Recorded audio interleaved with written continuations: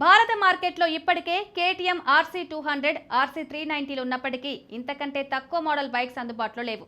గతంలో 125 జూక్ను తీసుకొచ్చినా అది పెద్దగా సక్సెస్ కాలేకపోయింది. స్పోర్ట్స్ లుక్ రేసింగ్ మోడల్లో ప్రస్తుతం మార్కెట్లో ఉన్న బైక్ యమహా R15 V4. ఇప్పుడు కేటీఎం ఈ RC160ని తీసుకొస్తే ఇది V4కు ధీటుగా మార్కెట్లో నిలుస్తుంది. ఈ కేటీఎం కొత్త మోడల్ కూడా RC200, RC390 తరహా డిజైన్లోనే అందుబాటులోకి రానున్నట్టు తెలుస్తోంది.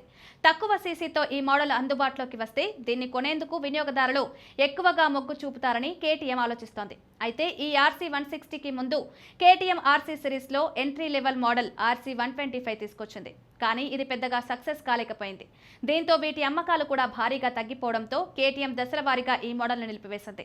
కొత్తగా తీసుకొచ్చే బైక్స్ మార్కెట్లో సక్సెస్ అవుతాయా లేదా అనేది దాని ధరపై ఆధారపడి ఉంటుంది.